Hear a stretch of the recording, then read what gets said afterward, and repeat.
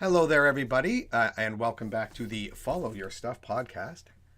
I am Kevin Sylvester. And I'm Michael Halenga. And we are the co-authors of this book. Also, another book we did called Follow Your Money. And both of these books look at the state of our economy. And in all the podcasts, we're digging deeper on some of the specific things that are in the books, but that we think need a little more, almost a little more digging down. And in some ways, a challenge to you, the readers and the watchers of these podcasts, to ask some questions on your own.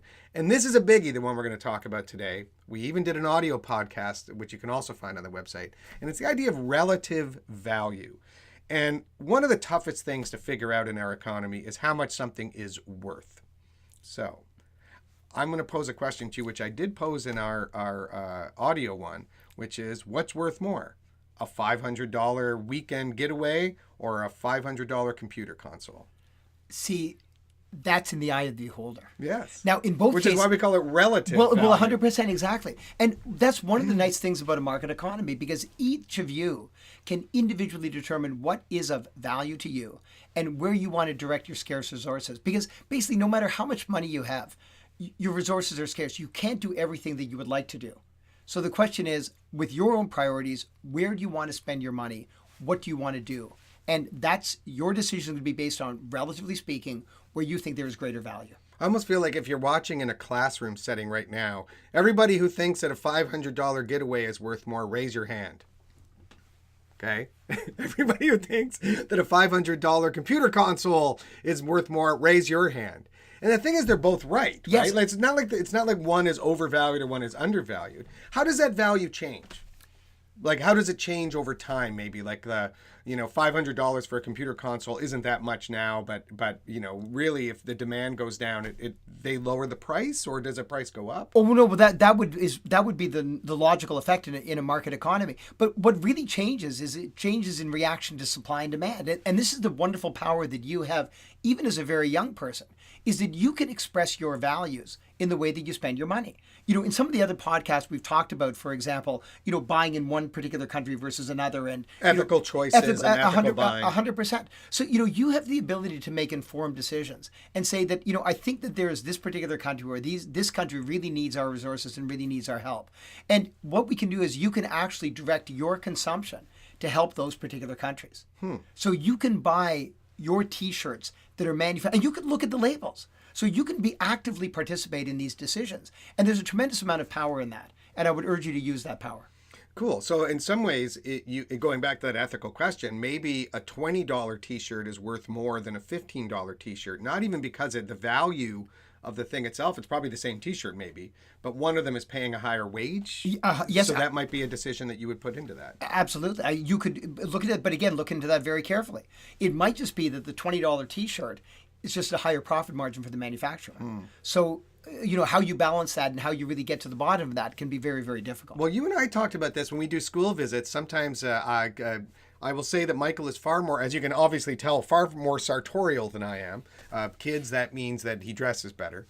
And we would do a thing with shoes. And I have just a pair of leather shoes, and Michael has a really nice pair of leather shoes. Now, the manufacturing of those two shoes is not as big a difference as the price point. No, it's not. So why do you pay more for your shoes than I pay for mine? Well, there's a couple of reasons. One is, if you're wearing a suit, there's a certain style of suit that should go with it. The other thing is, when I buy anything, I'm looking to buy things. I don't want to buy something new every year or 2 years. I want to buy a pair of shoes that's going to be lasting me for 20 years. And it just happens to be, based on my experience, that the more expensive that you're buying that shoe today, the longer it's going to last. And that's really what's driving my decisions. I think it's a more efficient way to use resources. But you're also paying, maybe not you necessarily, but also a lot of people might pay more for the name that's on a pair of shoes or the name that's on a suit or a tie, as opposed to, say, a generic. In some ways, that's true. But what I would also say to that is there are some brands, and when I'm brand conscious, what I'm really conscious of is the quality associated with that brand. So my experience has been that there are some particular brands who say, yes, we are going to be charging you a premium. There's going to be a premium compared to what you would be paying with someone else.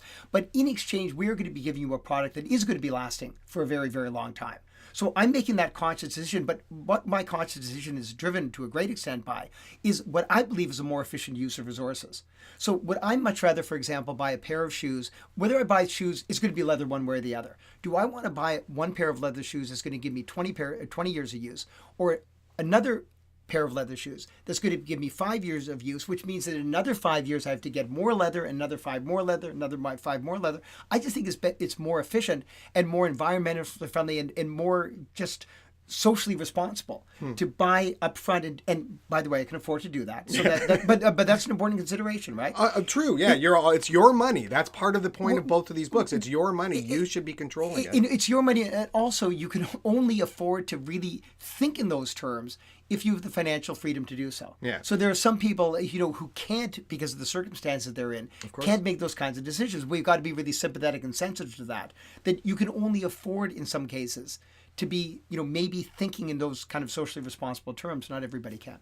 That's true. Definitely. Michael, thank you very much. Thanks, Kevin. That is the Follow Your Stuff podcast on the idea of relative value. There's obviously, we could talk for hours about every single one of these concepts, but that's a sort of a dig deeper a little bit into why we make the decisions we make. I'm Kevin Sylvester. And I'm Michael Holenga. You can find out more at anicpress.com, and we will have more of these available. And also, other ones are up there, audio versions. You don't get to see our pretty faces. But, and Michael's nicer clothes. There's also audio ones on the Follow Your Money site on anicpress.com. All right, thanks for watching.